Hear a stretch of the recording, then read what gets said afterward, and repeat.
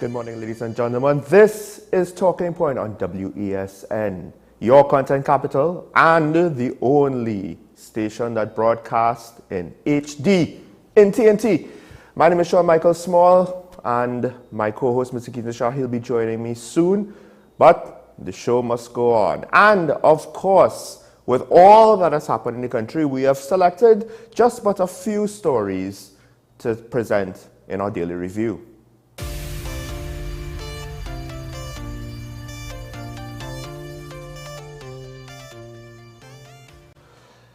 So, the first story I want to hit is the fact that the IMF has basically said that TNT should expect, or they are expecting TNT to experience growth in GDP. Somewhat modest, 3.5% perhaps. The thing is, now of course the Minister of Finance, he is tooting his own horn, patting himself on the back. To be fair, the IMF is basically saying that things to an extent are going well. However, if you take a look at the actual report itself, one of the things that their concluding statement says is that, well, there's expected to go from a surplus, which we on Talking Point have questions, so now it becomes a technical matter with regards to how do you determine a budget surplus, what government debt goes on a government Ministry of Finance's books, does debt to WASA, TNTech, depending on which state entity owes that debt, how do you account for that? So that's a question that I have now with regards to the technocrats. But the IMF is expecting us to go from the surplus of last year to a deficit again, and to stabilize at a moderate deficit on the medium term. And the prognosis for oil and gas prices are not necessarily, they're not expecting it to miraculously improve in any major significant way, or at least with regards to the next 8 to 10 years, like what we've seen last year. Now, it's also been reported that the IMF, well, they did mention long-term fiscal risks related to the pension system and the global energy transition away from fossil fuels needs to be addressed. Diversification, anyone? Of course, with regards to the pension situation, we have a case study with regards to one of our international fellow global citizens and what it is that they're going through right now. If you follow the international news, France is knee-deep with regards to the debate on that issue. We have started that debate here. The IMF has already looked at that situation and are saying it's something to be, well, something that we need to start to look at now before it becomes a major problem in the future. There's also, with regards to foreign exchange infrastructure. This is another interesting point here. And again, this is where maybe a technocrat might be able to have the foresight to see exactly how this is going to play out, because the IMF is saying a more efficient foreign exchange infrastructure would help eliminate foreign exchange shortfalls. Exactly what are the deficiencies that they're seeing that we might not be seeing because it's not necessarily reported? Now, as it is reported, to some extent that could mean removing forex restrictions. So the idea is, of course, you want to have enough on hand to provide growth as well as to encourage foreign investment. When you have restrictions, foreign companies are basically going to look and say, well, hey, I can put my money in, how hard is it going to be to get my money out? But it's interesting. I don't necessarily think this is the great victory that the Minister of Finance would like it to be. Now, to be fair to him, it's not necessarily a major indictment on his job performance. It seems as though the IMF is not totally in disagreement with regards to how he has, calculated his budget with regards to how he's treated energy prices. Now energy prices have gone down. It just so happened once again that he has technically overestimated energy prices, as we've seen the prices drop, and in the long run, over the course of the fiscal year, the budget is not going to have the same sort of expected juice or money to spread.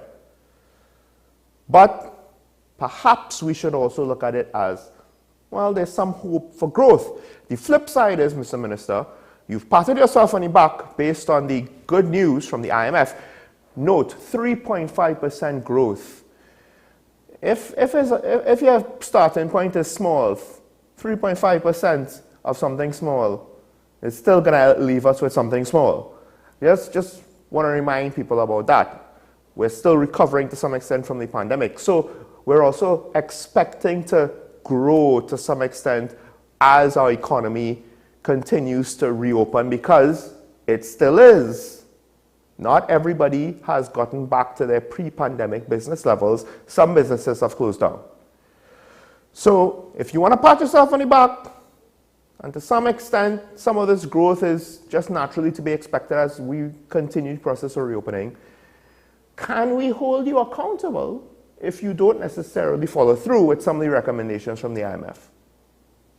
If we don't necessarily see a shift with the foreign exchange situation, more long-term planning with regards to how we're going to treat with the energy sector and what's going on internationally with it as people move away from fossil fuels.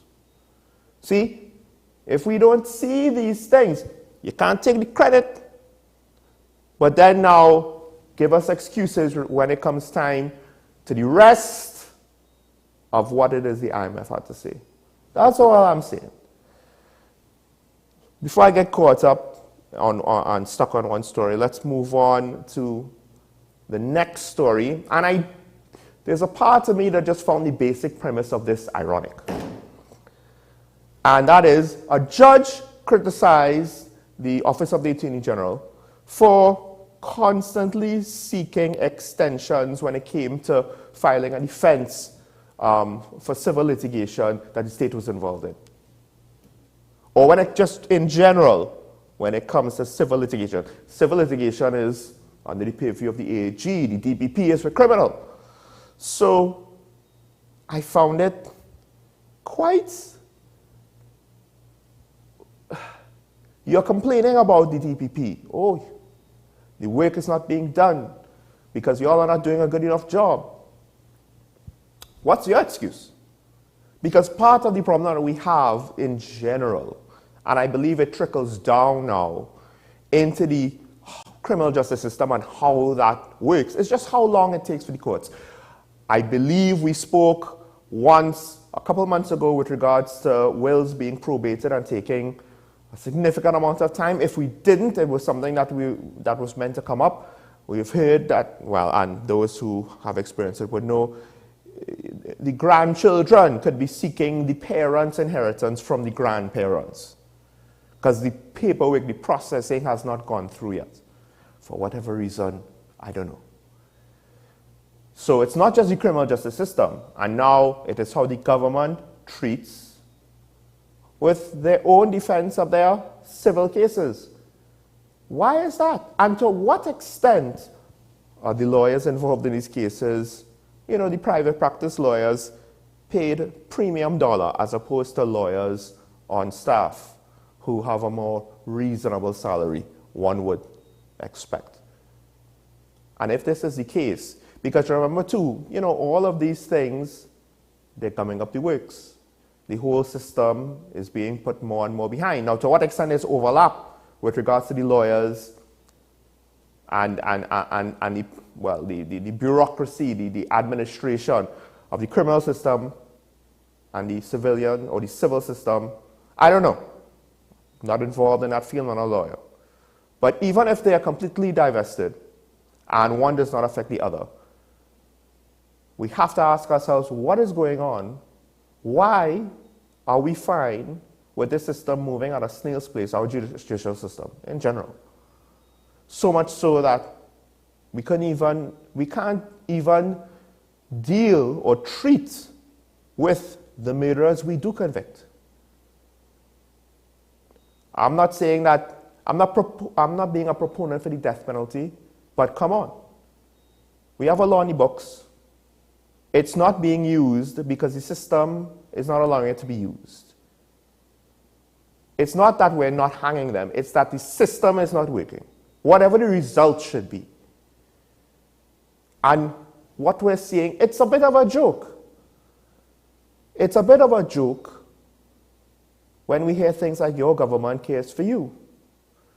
It's also a bit of a joke, and I should remind people constantly, when one political party says that they're better than the other. Because where do we see basic things? Where do we see the differences and the improvements? This situation with the judiciary, to some extent, has probably been going on for years across multiple administrations. So now, the AG, and he's being taken to task. Not just the DPP didn't do it, his subordinates did it. Well, ensure that your own house is in better order before you look to cast blame on somebody else, or tell somebody else what it is they're doing wrong, where they're doing things bad. Because we are already in a situation where you're the second AG who has a questionable track record in office in this administration. It's not necessarily fair to lump you in with the wonderful, wonderful work of the previous AG. But therein lies the breaks. You took the job. You're now the guy. And so far, you've been involved in more controversy than any actual wins, successes, or even situations where we could say you did a good enough job, you stabilized something before it became into a larger crisis. Not really seeing any of that. To some extent, I even wonder, what's the point of having an AG if everything is done with outside consultation anyway? Can't the Prime Minister just hire the outside consultant to give him the advice directly anyway? What's the point? Because right now, there's 0 for 2 in the current administration. And I would hazard, I guess, that I don't know of an AG that ever really impressed me. It's far too political and nowhere near enough of an expert in the field to give me any sort of confidence in any of the... Yeah, sure, they're great in private practice. It's not the same thing, as Mr. Moore is now finding out. Last story. I also found this ironic, and it's indicative to another aspect of the criminal justice system, but this is with regards to investigations. It's not easy to prove prostitution. So what the TTPS had to do was, I believe it was health and safety violations on some brothels to close them down, because we can't prove what is the actual crime that we want to close them down and prevent them from doing. This reminds me of the situation with the gang legislation. We have gang legislation. We can't make use of it. The burden of proof is potentially too high. How many gang members have been actively charged and convicted with the gang legislation? Compared to the amount of known gang members, one will say not enough. So I hope this is not a pattern where in TNT we have laws, things are crimes, but we can't prove it, even when the police is investigating the matter. Even when we have the intelligence because we know what it is. But there's 7 brothels. Not easy to prove prostitution.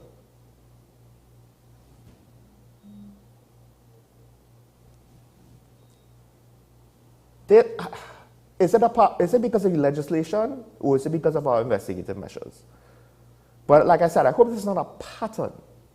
How many crimes do we have that we can't really prove them? So we can't really enforce the laws. So we just watch the crime get out of hand. This is not something that politicians talk about. This is not something the opposition is talking about. or any of the other up-and-coming parties are talking about. Of course, the government doesn't want to talk about it. That's generally the MO. Just like how they didn't want to talk about the DPP situation until the DPP brought it out. All of a sudden, yeah, this building has been unoccupied for 3 years. It wasn't an issue for the last 3 years. Why is it an issue now? So the story on the surface seems, ironic, maybe a little humorous. We can't prove prostitution, so we get 7 brothels on occupational health and safety. But what does it imply for our ability to enforce our own laws on something that's, I think, should be pretty basic? Folks, we have to break. When we come back, welcome my co-host. Get into that pension debate heating up in France. Sean Michael Small and Talking Point on your content capital, WESN. We'll be right back.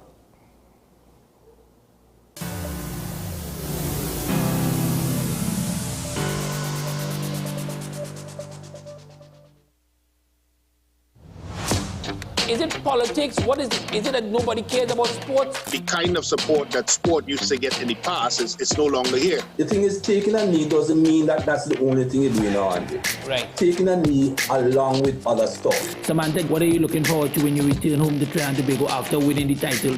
Thank you very much for speaking it into existence. Is there no pressure on Nicholas Ball? It makes me more motivated to work hard and to go out there and rep the white and black. Why are we sending a team to the Winter Olympics? There are a number of Trinbagonians who are in the diaspora and have grown up in winter sport. It's an opportunity that the Trinidad and Tobago Olympic Committee will not close the door on. I also believe in the players that we have. Once you can motivate the players, you can get the best out of them. Every word, every line, every paragraph depicts a real moment in someone's life. A father, a sister, a mother, a brother. We at Newsday are dedicated to you, the people, and through independent, unwavering journalism, strive to always bring your stories to life. Because your stories are more than just words. Newsday, independent and credible.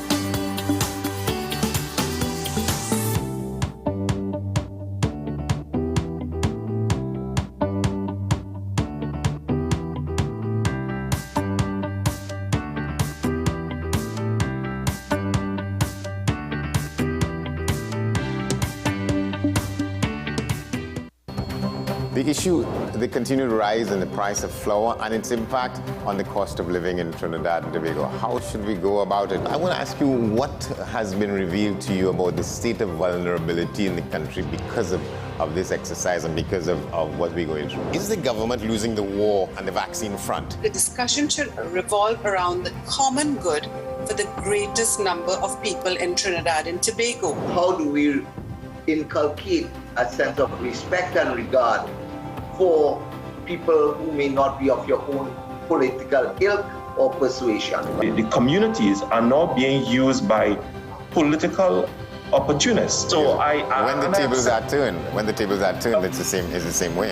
Okay, this has been 10 Questions. I'm Andy Johnson, and we'll see you next time. But if we died with Christ, we have faith that we will also live with him. We know that Christ has been raised from the dead, and he will never die again. Death no longer has power over him. He died to sin once and for all with his death, but he lives for God with his life. Join WESN as we explore the death and resurrection of Christ with He is Risen, a perspective from bearing leaders within the Christian faith. He is Risen, starting March 27th, only on WESN, the content capital.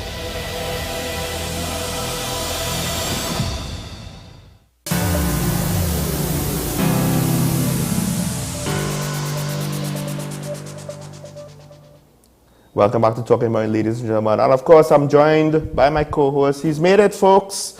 It's an interesting morning because I had some weird traffic. I think you had some, well, unexpected traffic. Unexpected. Actually, yes, because I called you to say I'm just running a couple minutes late. I actually thought I would have made it in time for the start of the show, only for that to just go totally off plan. And I called you, and you're like, hold on, I'm stuck in traffic too. So thankfully, we got here, you were able to start the show, and then funny enough, just as you started the show at 8:05, I walked in to the studio. So yeah, it was weird because I left home at the time that I usually leave home to make it to work comfortably. And it was just some weird traffic that I couldn't figure out. Like, there was no reason. In my case, there was no accident. There were police, but the police weren't doing a roadblock. I don't know why the police were around this matter. In my case, just after the Beetham landfill, there seems to have been an accident involving 3 cars. Minor accident, mind you, but it actually caused one lane to have a backup of traffic, which then caused the other 2 lanes, as cars were trying to filter, to also stall in traffic. And that 3-car accident, again, minor, doesn't seem to be anything big. It looked like it involved a TT Post bus as well, so a van, sorry. So, you know, here, if a car shuts down, you know, it causes traffic. Yeah, you know, I would have preferred that. Okay, because I've seen it where somebody shut down on the inner lane of the Savannah and it caused traffic. At least then I would be able to understand why. Because I was left so frustrated and confused. There was no reason, none that I could figure out. It's just the flow of cars caused traffic to pile up more than is the norm in some weird way. But I guess therein, that's the life when you have so many cars. So many cars, yeah. So, folks, of course, we had the daily review. Keaton, I wish you were here to weigh in on the stories. I found some of them quite interesting. I have a lot to weigh in on those stories, actually. But we have to wait on that because you've actually, I think we both independently came to this point because I didn't necessarily realize why you told me that this situation reminds you of TNT. It's only after I analyzed it, I was like, oh yes, he might be onto something. So we have, of course, video with regards to our international affiliate, France 24. They're doing some good reporting on what's going on in France right now. And that is their big story. The protests, because of how it all went down with regards to the pension reform that happened yesterday. Let's take a look and cue this.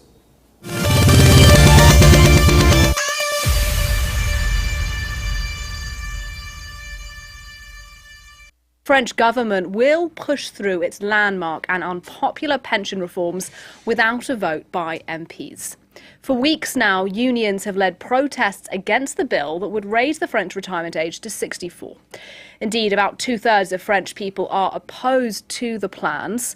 But this afternoon, the Prime Minister, Elizabeth Borne, said the government doesn't have the numbers it needs to pass the vote in Parliament, so it will force through the legislation anyway. Take a listen. Today, we are faced with uncertainty that hinges on a few votes. We cannot take the risk of 175 hours of parliamentary debate collapsing. On the basis of Article 49(3) of the Constitution, I engage the responsibility of my government on the pension reform bill. Well, already then, significant anger in Parliament following that statement by Elizabeth Borne. Just have a listen to the spontaneous reaction by MPs a short while ago. Madame, s'il vous plaît.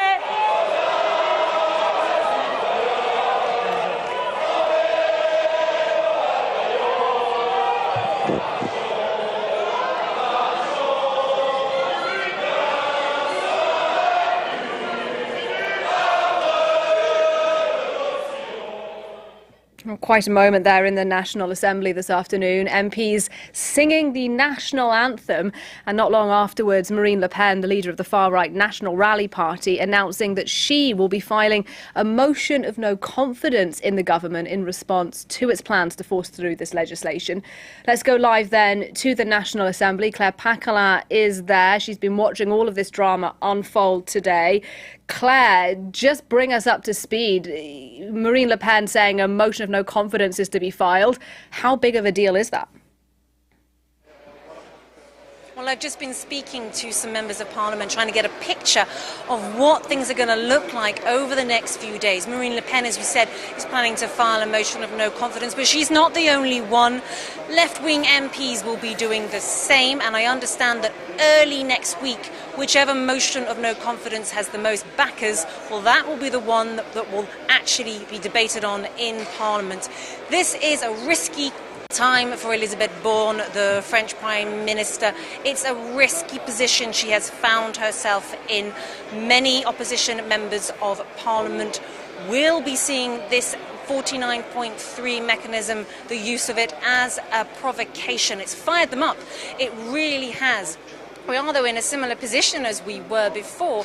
It's those right-wing Les Républicains party members who are being courted now. It's their votes who count. It's worth remembering that their presidential candidate last year, Valérie Pécresse, she campaigned to raise the retirement age. But this time round, some of them plan to back the reform, and others just felt that they couldn't back Emmanuel Macron and his government. Some of them joined criticism from the left wing, saying that the bill was unfair, but it's their votes. It could come down to a handful of votes. It's their votes which will be courted over the next few days ahead of that likely motion of no confidence next week. And Claire, take us then to next week if you can. The vote of confidence happens. Let's assume the government loses the vote. What happens then? Well, the person who's really in the firing line is Elisabeth Borne, the Prime Minister. When she came in last year, this really was the big reform that she needed to get enough votes for in Parliament, and she hasn't managed to do that. She wasn't able to bring enough of those right-wing Les Républicains party members on board. So really the 49.3 mechanism for her feels like a bit of a failure. That said, there's also the trade unions. They're not backing away easily either. The dustbin collectors in Paris are going to continue their strike until next Monday at least. And we know that the trade unions will really see the 49.3 mechanism as a trigger for more strikes, more actions, which they haven't yet specified, but I'm sure we'll find out very, very soon. More actions pretty much means more disruption here in France. Claire Paquelin live at the National Assembly. Thank you very much. That, of course, from our internationally affiliated France 24. And Keaton, it's interesting with regards to, well, I find that the whole process, it's not necessarily the same, but it's similar. We're going to push through this legislation. You know, locally it would be a simple majority, right? And to some extent now, there will be people disenfranchised, as we see with all of the protests. They've been protesting, I believe, for days or weeks before this yesterday, and the protests continued. I think even up to now, they might still be protesting throughout the country. The people don't necessarily support it. One could argue that it's more of a political thing now than an actual technical matter to be debated and solved, because we had a video on this topic before where one contributor, or at least a contributor on one of the articles that I read or saw, was basically saying, look, it's not even necessarily about the issue, it's just about the politics now, those who want to support it, those who want to go against it, because what it means for the actual people who it will affect is a lot more complex than just saying, well, 2 years extra you have to work, because one gentleman did say, well, some people, they're out of the workforce by the time they're in their mid-50s anyway, so it's not necessarily going to affect them. Well, this is the thing. If we take a look back, first of all, this was announced in January, that this was the plan to have pension reform. And this was campaigned on before the pandemic. Well, exactly, because this was one of President Macron's, in his first term as president, this was one of his biggest promises. Now, he wasn't able to achieve that, and he campaigned again on that for his second and final term. Now, even though he won the election, his party doesn't have a majority within the Assembly, his Renaissance Party.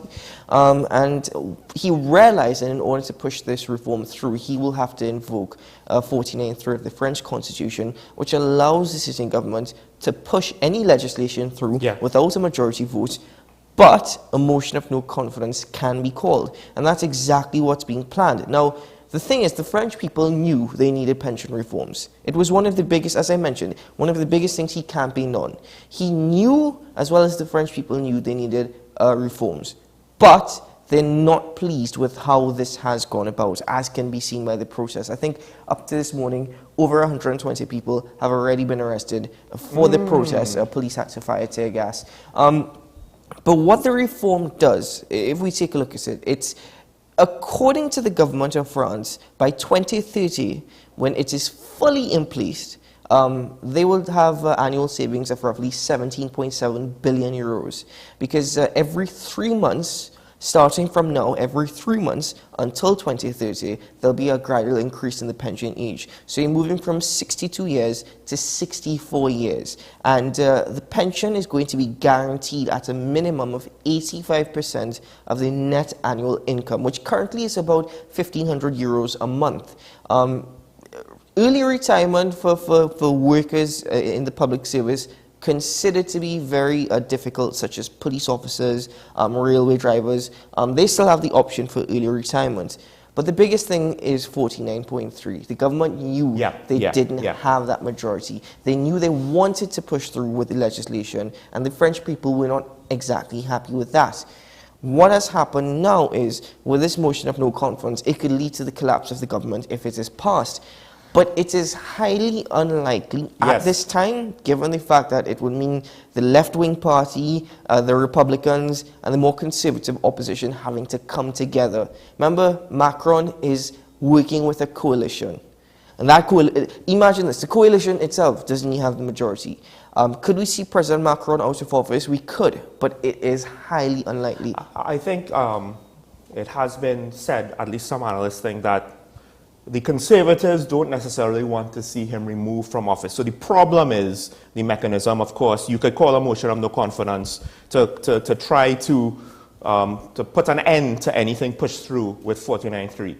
But then that will cause the government also to essentially collapse. So that's the problem. If you could have divorced the two things, but then again, what's the point? Because you can't get a consensus. That's the whole point of 49.3. So the executive could push through, right? So if you could divorce the two things, then perhaps they would strike it down. But again, that's redundant.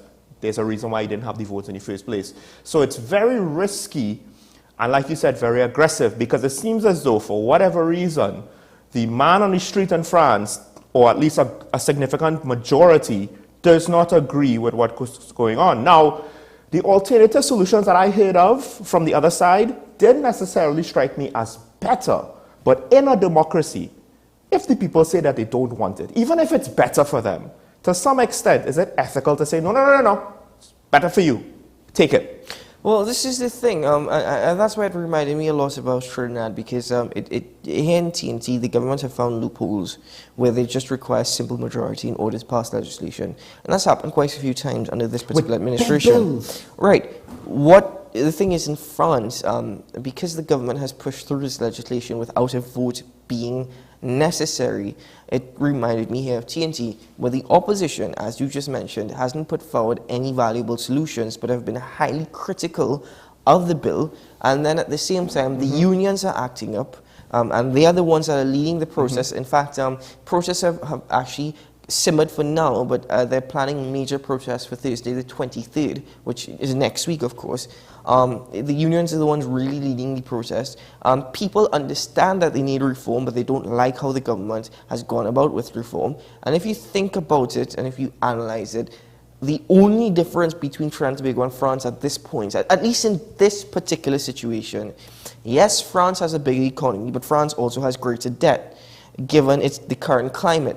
Furthermore, following Brexit, Germany and France have also become the two big economies within the European Union. And that's also taken a toll. One could argue Macron has become the preeminent European leader, head of state in the EU once Angela Merkel yes, exactly. left, right? So exactly. They're a leading country right now in that region. So the thing is that there are many differences between Trinidad and Tobago and France. But if we were to examine this and focus on this particular thing with pension reform, they're very similar. People know they need it, but they don't necessarily want it. The government knows it has to go through for very many reasons, obvious reasons, and this is something that's not only going to be subject to France alone, it's going to be every single country around the world. That's the thing, because unless I get some real good data saying that this does not exist in France, it's impossible to believe that this problem is not serious. Some of the solutions with regards to trying to get those who are kicked out of the workforce towards the end of their working life back in, well, are there jobs available for them?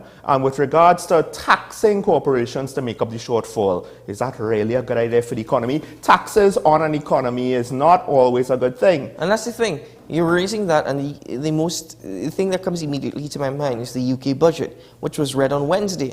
You know, and that's something we could get into as well, because I think I mentioned it to you yesterday, given the current climate as well. A pack of 20 cigarettes in the UK costs 15 quid. Well, what's going on in the UK, I think, I actually have not looked into it because I find it extremely strange how the food supply situation, I mean, it's one thing if Europe had this great problem with vegetable supply and food shortages, right? I understand Brexit and all that, but to some extent, distributors and physical logistics are kind of tied in. To say that it's going to be that different between UK and yes, other countries have high prices, but I find it very, very, very alarming, because what could that mean potentially for us? My final point on this is that you see the benefit of having multiple parties within an assembly, as you can see with taking place in France.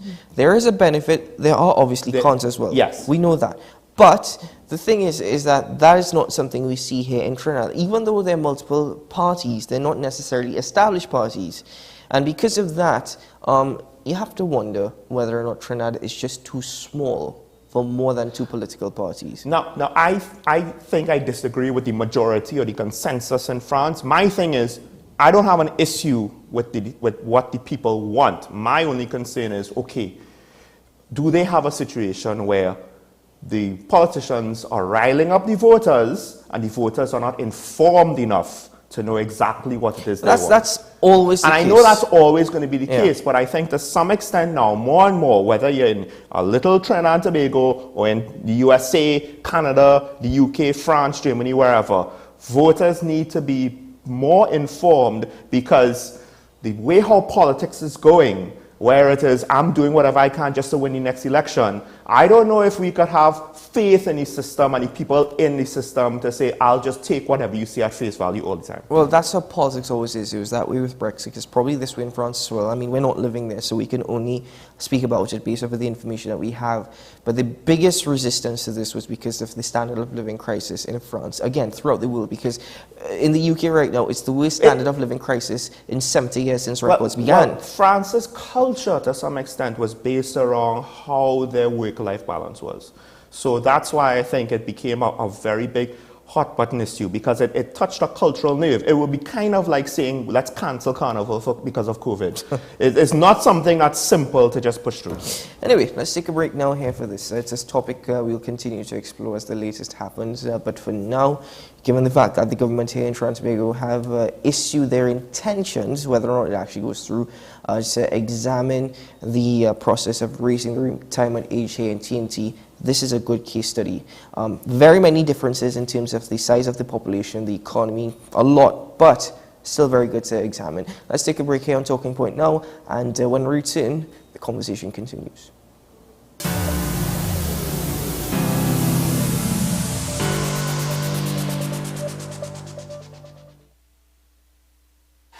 Fan Zone, Your reliable, authentic supplier has just gotten better. You can now visit our website www.fanzonett.com for your authentic wear and collectibles. The only place where you can use both your Visa debit and credit cards. Visit our website fanzonett.com to make your purchase today.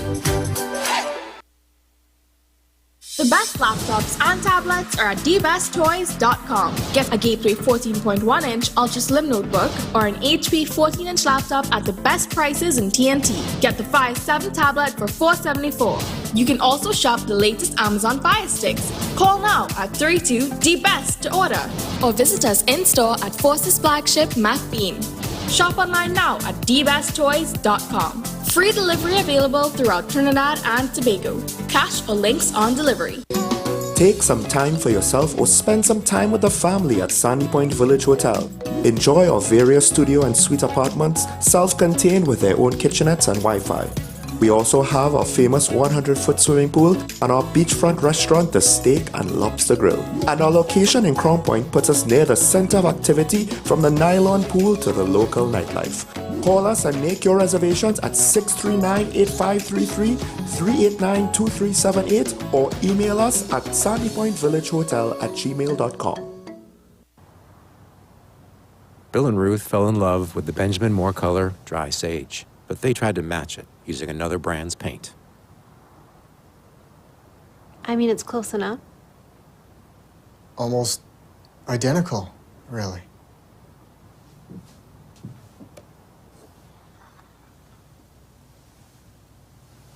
Yeah, there it is. Never trust another paint to be a Benjamin Moore color. Join me, Dr. Nalini Kokram, on What's Up Doc, where we discuss all your burning questions concerning health. Trinidad and Tobago is among one of the highest risk group of patients that develop this form of genetic breast cancer. What I'd like to take home from a short interview like this, screening.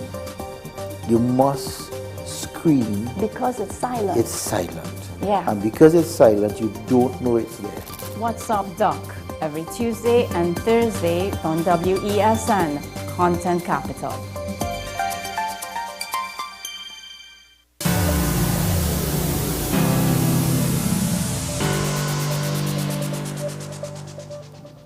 Welcome back to Talking Point here on WESN. As we continue the conversation this morning, we are just examining the latest coming from the Commissioner of Police earlier with Christopher. Now, we had a discussion last week, a deep discussion with Steve Alvarez over the statements, the comments made by the Commissioner with respect to decreasing crime. Her crime plan, of which we do not know of, by the way. Now, I would assume, obviously, for strategic reasons, but we do not know of this crime plan that is actually going to reduce our murder rate by June of this year, and then by the end of this year, hopefully bring it down to the extent that we can all be happy and celebrate. Now, she has made some comments a couple of days ago, where she said that we live in a society now where we've reduced serious crimes. But with respect to reducing our murder rate, we're going to need divine intervention. Now, there are many ways that you can interpret it. The United National Congress opposition, they've interpreted it as her already throwing her hat in the ring.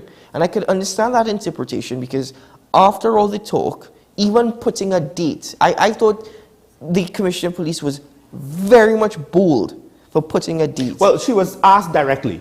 Right? She was asked directly. But that's the thing. Yeah. That's the thing. The safe response would be like, I don't want to put a specific date because even though we have a plan and we're putting that plan in place, it's going to take a lot of work. Not too dissimilar to rate yourself with Precisely. a predecessor. Exactly, right? And I've asked that question, how would you rate your performance? And somebody said, it's not for me, it's for the people to rate my performance. Right. Anyway, so I do understand the opposition's response, saying that how it doesn't actually inspire confidence following your comments that we're going to reduce it by June. And I thought, listen, Earlier with Christopher is actually in a position where, funny enough, she's both correct to make the comments, and at the same time, it's very difficult given her comments previously. Yes. Why do I say that? Yes. Because earlier with Christopher has actually stuck. She reiterates her assurances of a decrease in crime by June. She's actually not stepping back. She is actually reiterating June is going to be a month that's going to be good for TNT. But it's not just that. And I had the same exact thought because I was thinking, look, she said all the things she needed to say. That's what I said with regards to her comments. You know, we will do it. We have the plan will be effective. We've got new strategies. All of the things that are positive that potentially are empty promises. But she's new. And she can't say negative things, or she can't be, let me be real with you, you know, we have a 50-50 chance of this weekend. No. She has to present her new plans and policies with confidence. Part of it is the perception, if we perceive it, because with crime, you know, crime prevention to some extent is perception. How do the criminals perceive it's easy for them to get away with the crime? It will help them decide whether or not they're going to do it. So I get it, but the point is you did all those things, you went through those motions, you said these statements with confidence, and then this statement, technically, as much as I understand it on a human level, it undermines, communication-wise, technically, it undermines all of the things you just said. So are you confident in your plan, or you're not confident in your plan? So if we are to be fair, let's examine the where she's probably right. I think we do need divine intervention to some extent. Yes. Simply to the fact that we're staring at the abyss if we're already not halfway into it. Reason being is because let's use what's been happening in schools recently as an example, where police were actually called to a school in Nelson Street, I think it was the East Port Swain Government Secondary School, to actually stop a fight, which then broke into multiple fights. They even had to pepper spray a student that was not cooperating with them. I think that is absolutely insane that is happening. But then a student in Faizabad was stabbed following a fight, and his condition is actually not known at this time, though he was receiving treatment at the hospital. Police also had to pepper spray a student there for not cooperating. Yeah, that's no joke. Where am I saying that we need divine intervention? Well, put it this way. We all have some spirituality in our life, whether or not you believe in religion or God, that's totally up to you. But growing up, we were all told that God helps those who help themselves. And quite frankly, within the household now, and I'm speaking strictly within the household, forget what you see on the street. Honestly speaking, ladies and gentlemen, what's happening? Is it that a lot of these students are coming from broken homes? Is it that, and maybe I'm just asking rhetorical questions here, because quite frankly, if you're not able to have a stable household, you're not going to have a stable child. And when that child goes to school, it's one way to get out anger. They do not see any wrong in what they are doing. They do not see any wrong in the acts that they are committing. And again, I say that translates to those in authority, those in high office, and those with any platform. Why? When I can get on how I want to get on, when I can say what I can say, when I am wrong and strong and I don't care because I have a title next to my name, I'm senior, who's going to correct me, who's going to tell me what, I can stand up and say the most ridiculous, horrible things and probably get on, as in the local parlance they say, wajang. Then students themselves are going to say, well, listen, if they can do it, I could do it too. You know? And that is precisely our problem here. So divine intervention to a certain extent. But then and again, God doesn't help those who help themselves. So who don't help themselves. Yeah. So really, where are we going to get divine intervention if we're not doing anything? You see, you could make the argument maybe it's a Freudian slip. I don't think it was. But you could make the case, and here's why. One of the things when we talk to people about the crime situation is the variable of outside independent assistance in many different forms. You know, we have, of course, talk about the CCJ, talk about independent bodies with regards to helping deal with XYZ, blah, blah, blah, blah. Police, we had the 2 commissioners from Canada, didn't work out because whatever reason. In part, one could argue because at the end of the day, the people in charge maybe didn't want it to work out, and therein lies where I think the need for divine intervention. Take outside intervention, independent, and put divine in, and you more or less get it there. Because how are we going to solve our corruption problem? And how are we going to solve our major drug problem? And this is the thing. I actually think it's a Freudian slip in the sense of the potential need for outside intervention, when she says divine intervention, but also perhaps it's a Freudian slip because there are certain crimes that the DPS doesn't really successfully investigate and get into. When is the last time we've had a drug lord or a major corruption case dealt with, investigated, taken to court, convicted, etc., etc.? We have cases from the Piarco cases are still ongoing. They now dropped one. It's Piarco. Piarco has been there for most of the new Piarco has been there for most of my adult life. Sorry, I don't mean to cut you, but just to let you know, Piarco was once more awarded the best airport in the I Caribbean. know.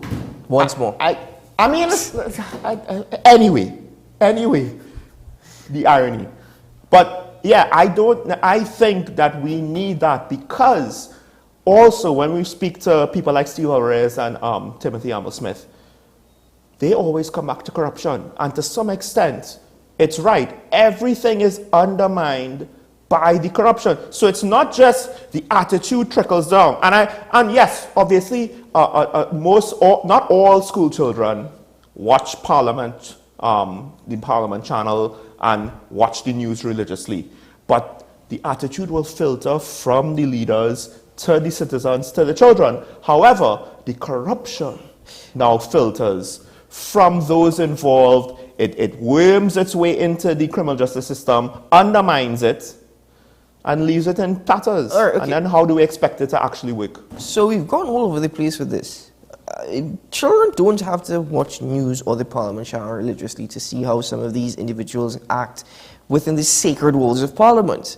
Because it's posted to social media. Snippets are posted to social media. True. If you're on Facebook, if you're on Twitter, if you're on Instagram, you're most likely The more to see bombastic it is, right? the more viral it There goes. you go, right? So that's one. But the thing is, perhaps we've overanalyzed it because personally, I don't necessarily see anything wrong with her comments.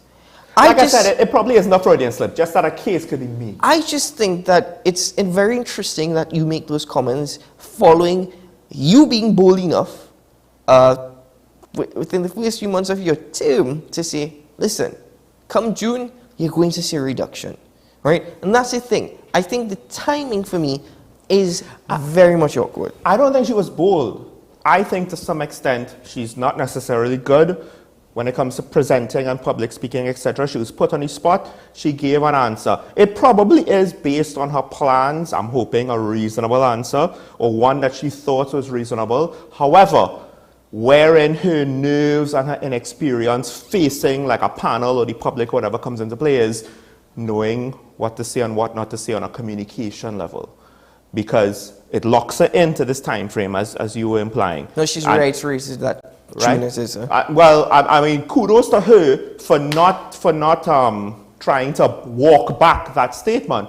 But now, with regards to this comment, as innocent as it may seem, to some extent, I have seen people interpret things said by public figures locally in a more wilder, grand conspiratorial theory sort of way. So the basic, literal disconnect of this comment to how she was carrying herself previously with regards to the crime plan, you know, it's a small thing, but it does matter because it makes it seem as though, are you in control of the situation? Like, we have to ask these questions because that's what divine intervention basically means. You call for it because I have done all I could do, and it probably is not going to be enough, so only a miracle could save us now.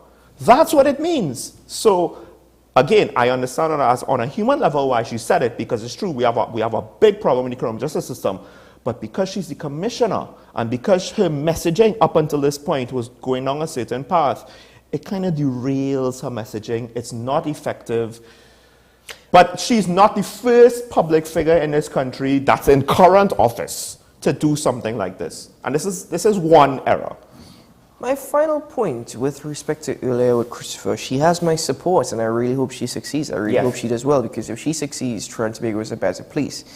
I think for me, here in TNT, if an individual were to be charged and arrested by the Trinidad and Tobago Police Service on the advice of the Office of the DPP, excellent, great. And that does not happen often enough. That's the issue, because If the next step is going before the courts and the delays are within the court system, or there's so many different things happening where files are disappearing, or files were not created in the first place, or there's been an extension, or for whatever reason that may be, that's not the fault of the Trans-Tobago Police Service. I mean, unless the officer charged, the officer who made the charges does not appear before the courts. Of course it is the fault of the TTPS. I mean, but beyond that, this is the thing. I'm going to rate and judge the TTPS based off of the crime rate and also based off of the number of individuals whom they charge, obviously on the advice of the DPP. Prosecution, on the other hand, I'm not going to judge the TTPS off of that. I'm going to judge the AG's office, I'm going to judge the DPP's office, and I'm just going to judge the judiciary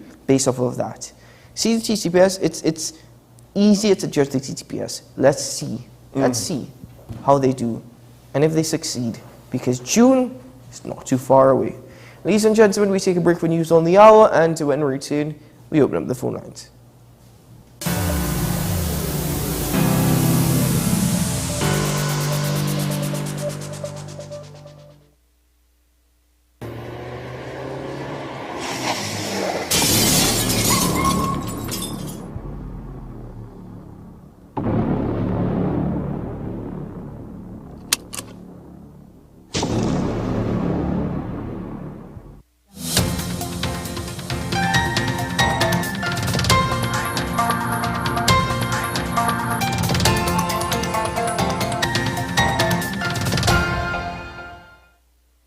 Here's your WESN News on the Hour. I am Denise Martin. Thanks for joining us. Here are the headlines. Man gunned down in Tunapuna. Opposition slams Commissioner for statements made on crime. RIC consultations get heated in Chaguanas. And internationally, Sri Lanka's economy shrunk by a record 7.8% last year. Now for the details. One man is dead after being shot in the yard of his Tunapuna home on Wednesday night. Reports say 34-year-old Keon Alexander was outside his home when his relatives heard gunshots. Upon checking, his lifeless body was found with multiple gunshot wounds. He died at the scene. 25 spent shells and 2 live rounds of ammunition were recovered. The opposition has trained its guns on the Commissioner of Police for sending the message that the nation needs to pray for the crime situation. Speaking at the UNC conference yesterday, attorney Sean Sobers said there needs to be a better approach to crime in this country. This country is a praying country, yes, we know that. But God helps those who help themselves. And we need somebody with a plan heading the TTPS with the proper resources from the government to truly tackle crime and criminality within this country. And just hoping that divine intervention only would save us from the very real criminals and gangsters that we have plaguing Trinidad and Tobago is woefully insufficient. The recent RIC consultations held at the Centrepoint Mall Chaguanas got heated as Kuva South MP Rudranath Indar Singh challenged the RIC executive director over a remark made. The executive director said that while he grew up in Chaguanas, he only recognized 2 of the residents at the meeting. Indar Singh chimed that the crowd was not imported and demanded an apology for the statement.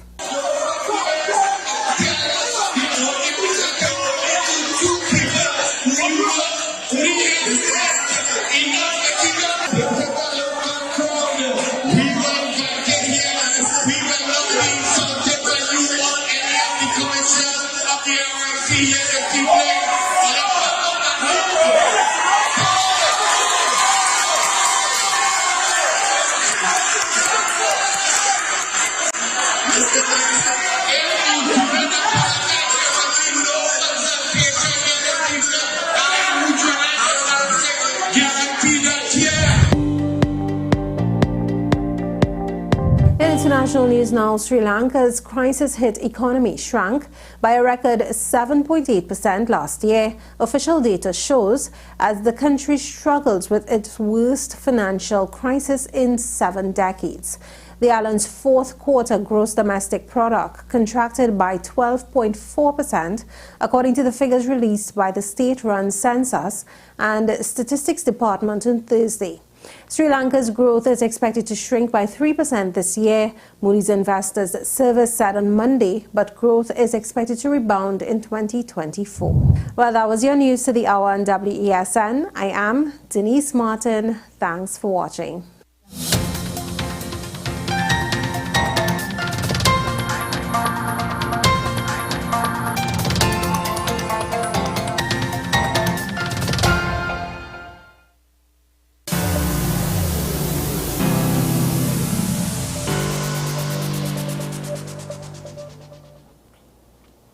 Welcome back to the program, ladies and gentlemen. Let's open up the phone lines immediately. First of all, thank you to Denise Martin for news on the hour. But as I said, please do not call in at the very final minute. Call in early. Be mindful of the timing of your contribution. And, of course, kindly mute your television, please. Sean and I don't really like our voices now, so we don't really like to hear ourselves that much. Anyway, let's open up the phone lines. Call online with us from Digger Martin. Good morning, caller. Hello, good morning. Caller? All right, is the caller from Digger Martin on the line with us? Yeah, I'm here. I'm right here. I'm talking. Hi, now we can hear you. Morning. Good morning. Yeah, hi. Good morning. Are you there? Yes. Yep. You're on the air. Okay, cool. Okay, yeah, thanks. Okay, so Christopher has said that an evil has spread over the land and it's beyond the physical.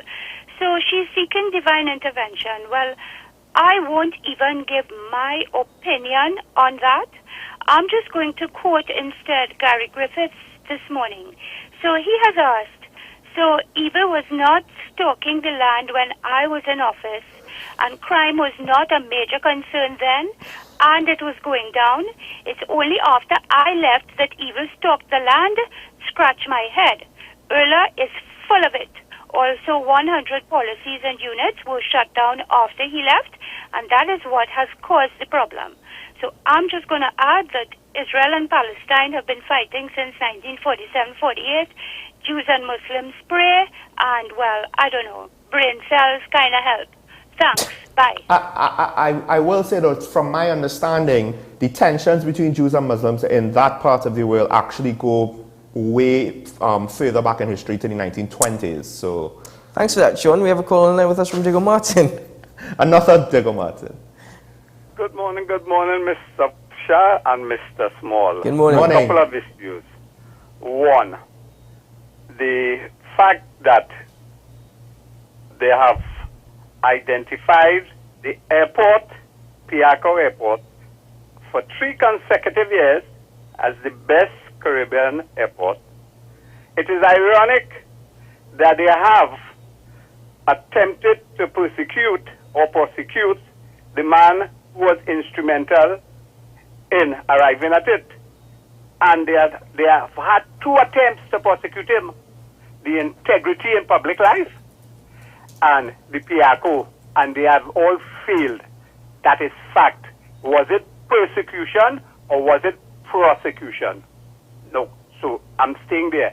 One of the narratives I'm hearing coming out of, I think it's both of you, is the caseload and the execution of all the trials through the DPP office.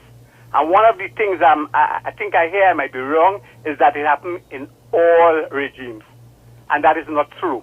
And I'm taking you all back to 1995, under the Pandey regime again. You had one of the best DPP, Mark Mohammed, and go through the history from deposition to trial. He moved it from 3 years to 3 months. That is one of his flagship accomplishments. You had a very good DPP and you had an excellent AG.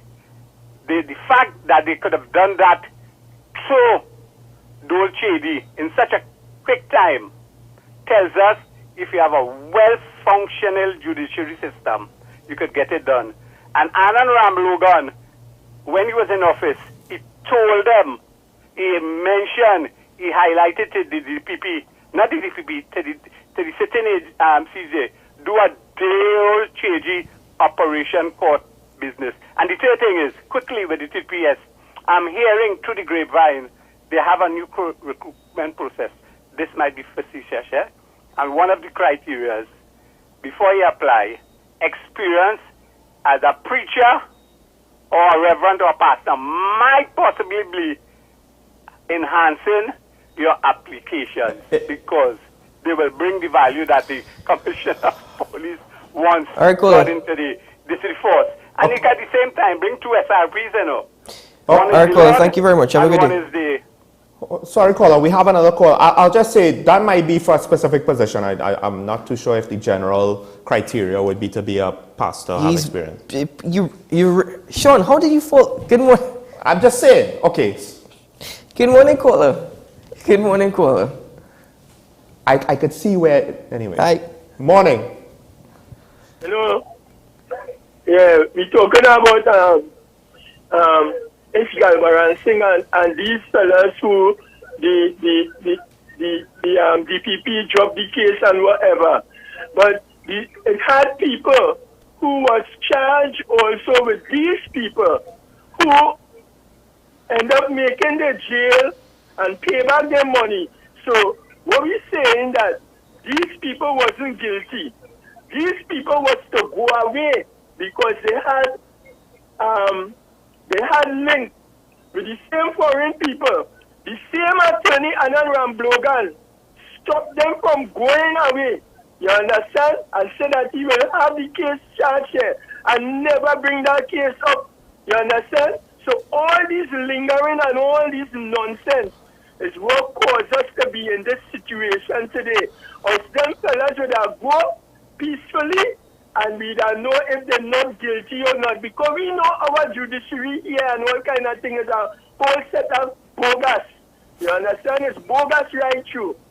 But nevertheless, but Keaton and Small, I admire only for one thing. Small, let's say, he see what could happen in this country as an uprising. And Keaton, you just say, don't talk about that. And I admire both of you because we know that if that is to happen, it comes like no water will be able to put out that fire. And Keaton, I'm happy to hear that you were able to say, I love my country. You're the first Indian I ever hear say that. Thank you.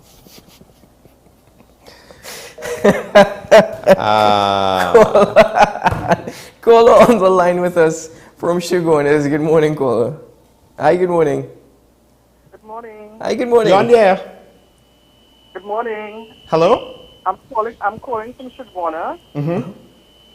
I wanted to make a comment on the issue of the police commissioner's recent statement. You know, I, for one, was encouraged when he was appointed, thinking here we have a different face, you know, forgive me for the gender issue, but a woman in place who would understand some basic issues of psychology and working with people in relationships and so on. Sometimes these things escape our male colleagues. No, I'm not putting them down, all right? But I have serious cause for concern on three statements she made.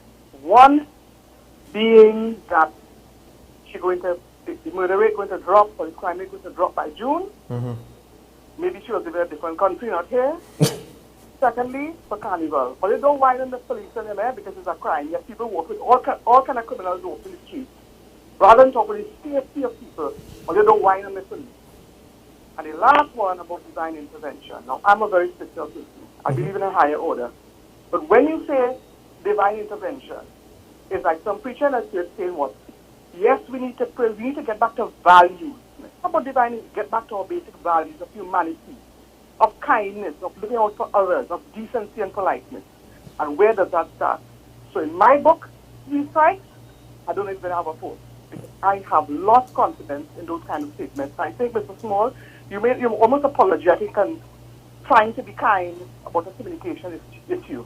I don't believe it's that. I'm not seeing political signs at all. And if somebody can be in that position as commissioner, in such an important position and significant position in our country, and making these kinds of statements, then we're going down the wrong road.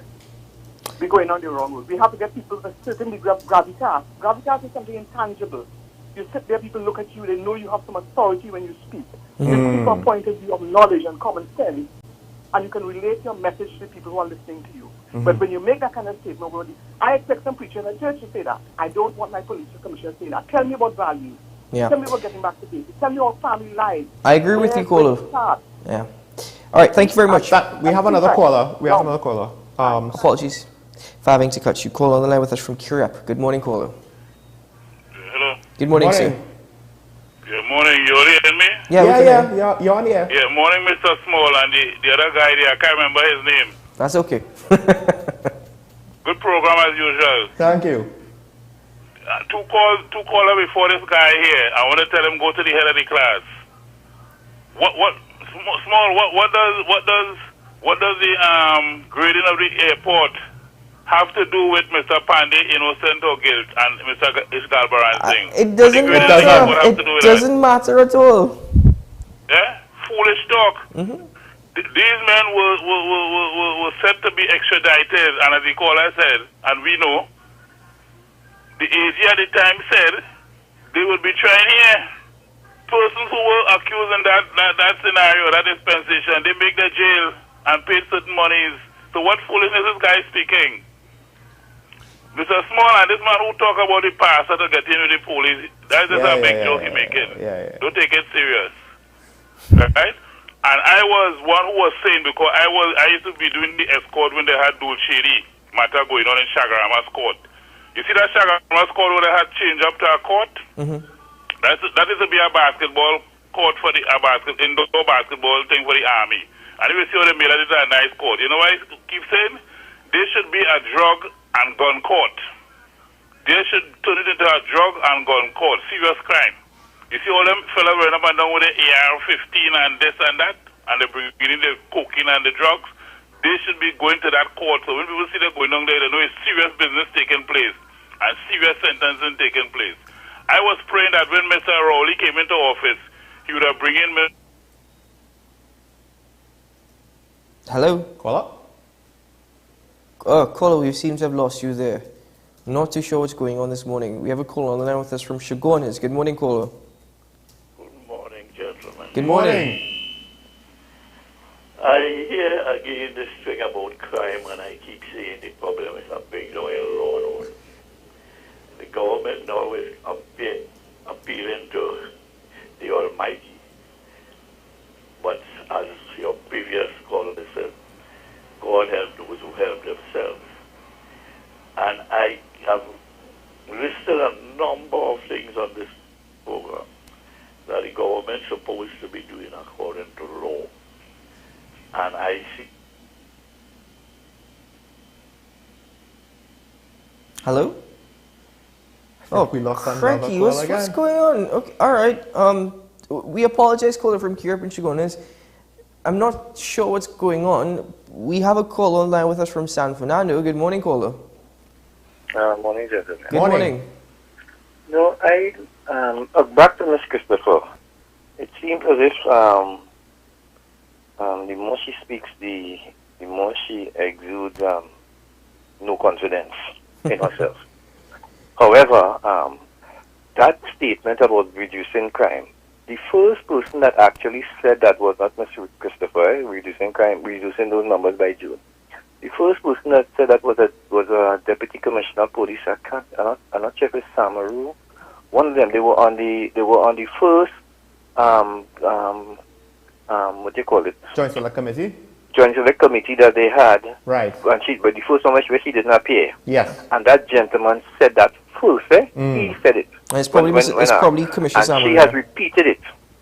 Yeah. So I have to think that they really have a plan. We hope. They seem to really have a plan. So I am just going to give them the benefit of the doubt, because at this stage, that is, I am willing to give them the benefit of the doubt and wait until June and see what's happening, what happened in June. The last thing is, remember, Sean, there was a when we spoke 2 days ago, I think, when we talked about the THA, when Mr. George was on, and giving the THA a chance. Yeah. No, and all that was said, and I just want to say this. 2 years ago, right? Mm-hmm. You all came on the air. Yeah. And there was, I have a good friend who refused to look at the program for a couple times, and he refused to look at it again because he said, "You all were neophytes. You all don't know nothing." And I looked at it, I gave you all a chance, and today, you all leading the race, you know. So don't study them. Everybody needs a chance. Just like how we give all a chance, and look how we love all, you know. Have a good day. Gentlemen. Thank you, caller. Thank you, caller. All right, we have the caller on the line. This is from Sugarness once more. Good morning, caller. Yes, I was talking about the 6th or 7th amnesty for non-payment of taxes in Trinidad. And if you remember when the first amnesty was brought out, they said this is, from now on we're going to enforce our law, we're going to collect our tax. And then they changed their mind, they do it back again. And this, as I said, for the 6th time. And you must bear in mind what Einstein said about doing the same thing over and over again and expecting different results. As he said, it's a sure sign of madness, and this is clear that our politicians who are in Parliament are clearly mad. Thank you, gentlemen, unless you have a question for a change. Well, I see you didn't make it to Port of Spain today, so nah. No, I don't win every day. All right, caller. Have a good one. Take care. Thank you. All the best. All right. That's a good point there with the tax amnesties. That it's a good example. Yeah, I mean, the whole point of having one is to fix the problem now, not have to repeatedly do it over time. That doesn't make sense. That just means every previous tax amnesty failed. It means that all of them. Well, there are more theories to that, but let me not spew conspiracy. We have a caller on the line with us from El Socorro. Good morning, caller. Hello. Caller, you on the air? Hello. Hi, you on the air? Hello. Hi. Yeah, we can hear you. You can hear us? Yes. Am I on air? Yes, you are. You could go ahead. Okay. I'd like to say two things. One, you know, everybody. I wouldn't say everybody. It have people who are just waiting for the opportunity, like wolves, to jump on this lady case, right? Because everything, somebody say now, who newly come in office of late, they are being placed under attack. After next Monday, you'll see the kind of attack the president going to be placed under, right? And this is not good for the country. It's stirring up a lot of confusion. If people look good, they will see certain things happening in the country. One, you have a Minister of National Security going on the air 3 weeks ago and saying it is a myth that people with money is bringing in drugs. Why we saying that and this and that? You could go down in Carcass and get a gun to buy. If you know that, why you didn't secure the border? That is one. Two, right? There was an ex-prime minister who said blood will flow in this country. These are the kind of statement politicians make. Right? And then you have the Prime Minister now, and I make no bones about saying that because I don't choose none of the two sides. The Prime Minister get on like a total hooligan in a meeting the other night, calling Rodney Charles, I think it was, some kind of names. Now, I hold no brief for people like Rodney Charles because they get on like the worst in Parliament. Wademark is the worst I have ever seen. Okay? These people get on like badgers. So when you have these kind of politicians and children seeing this kind of behavior, what do you expect? Yep. They talk about the generation of vipers. These children are not the generation of vipers. The vipers is the older people like myself, and this is the generation that we produce. Okay? So people must be careful of how they tread in this country, you know. Thanks a lot. Thank you very much, caller. Thank you very much. We have a caller on the line with us from San Juan. Good morning, caller. All right. I don't think we're supposed to be hearing this. All right, caller, you're All right, take care. Yeah. Hello. Yeah. This is a bit of Friday comedy for you. Good morning, caller from San Juan. Good morning, gentlemen. Morning. How you all going? We're well. I want a little help me here. What is the reason? What is the meaning when an ex-prime minister tell the poor people in this little Amerindian island, I will make the country ungovernable? Because she would not be doing any minister or any other backbenchers anything, you know. The same children and women she was giving pampers and milk, those are the people that lying down in the mortuary today. on my Amerindian land here gets nothing. We just looking, listening, waiting, but I think from this year, we should start shaking some marak and have a big parang, because our brothers from Venezuela, they are all here joined with us now. The Nipoyo, the Warao, the Kwakwa, and the rest. Now, I think the citizens here, especially the women who have lost their sons under 15 and 25 AR-15 bullets, to join with this lady, give her all the information that they know about the container importers. They are the problem. The police cannot solve that problem because one or two of them is getting money from that. The opposition fully well know some of these people also, but they wouldn't say anything because this is part of ungovernableness. Right? I get emotional, so I'll call you back again after I talk to the war chiefs. Right? All right, caller. Have a nice day and be safe. Trinidad. Thank you, caller. I just want to quickly go back to this second caller from Digger Martin, the second caller overall actually, the caller from Kyrp raised it. We've had a flurry of calls this morning, so this is the first we're getting to comment. But caller from Digger Martin, what does the quality or the standard of the airport have to do with alleged corruption? It's relative quality. Let me just emphasize. And subjective quality. First of all, if Piarco International Airport is the standard that we should be aiming for achieving in the Caribbean, then I am so sorry that is the case. I'm not saying it's a bad airport, but if it's the best airport in the Caribbean, then quite clearly, we have substandards. But what is the criteria? Because it could not just be the facilities, it could be how it's run, how it's managed, what's available, the services, etc., the administration. Even how immigration officers interact with people sometimes is absolutely appalling. But anyway, putting that aside for a moment, what does the quality of the airport have to do with absolutely anything? If somebody, let's just say, built absolutely a beautiful building here in TNT, but acquired the property by means of corrupt acts, acquired the materials or the labor or the licenses by means of corrupt acts. If there's alleged corruption, I want that to be investigated. I don't care if it's the most beautiful building or the best building or a building that could withstand a 0.9 earthquake. I really don't care. If it's alleged corruption, it has to be investigated. If there are charges to be brought against the individuals, then okay, bring those charges against them, regardless of whom they may be. Whatever happens after that, that'll be the case. Everybody's asking whether or not it's persecution or prosecution. Thus far, with the entire Privy Council ruling over Sherman McNichol's handling of the case, it does obviously make it look like persecution, but there are 3 other cases before the courts. All these cases have to go through. It's a weird case where, look, you could actually have both things being true.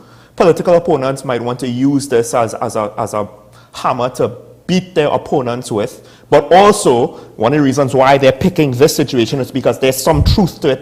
There's smoke, there's fire there. Now, again, that's why it has to go through the process. There's innocent until proven guilty. Back to the airport awards. Like I said, it's subjective. Like I said, the thing is, we got the award from Skytrax. World Travel Awards awarded Jamaica as the best airport in the Caribbean, Jamaica's airport. So, do we have the best airport? It's subjective. But that's not even, honestly, that's not even does the Oscar winner, Best Picture, actually the best movie? That is why it's subjective. From Digger Martin, everybody has their opinions. I'm not going to say your opinion is wrong, but I'm just saying that we should open our eyes just a bit more. And I mean that in the most respectful manner, because at the end of the day, I think the most unfortunate thing out of this entire scenario is the fact that judiciary is moving at a snail's pace. In fact, even a snail moves faster. But with regards to that, I just want to comment quick. Caller said maybe they should have a gun and drug court. I actually think that the government will not do that because if you don't have the cases going to that court, it could potentially expose the lack of results with the lack of cases. So I think the human trafficking situation, ironically, might be easier politically for the TTPS to investigate, because drug and gun corruption, smuggling, etc., all of those things tie into a big criminal enterprise that we don't have the gumption right now with regards to the authorities to really go after, because we haven't. We haven't. Anyway, as I was saying, because the judiciary is moving slower than a snail, it's really the taxpayers who are losing out. The money that is being spent on these cases, 20 plus years, honestly, where they want that's the biggest flaw for me at this point. Anyway, ladies and gentlemen, that's it for Talking Point for this week. Thank you very much to all our callers for their contribution this morning. By the way, to those who forgot my name, it's right there on your screen. just reminding you, it's right there. Thank you to our directors, and thank you to Sean Michael Small. Ladies and gentlemen, remember, today is a good day to have a good day. And should things go good, have a great weekend. And should Sean have internet, we should see you again on Monday morning. Bye-bye.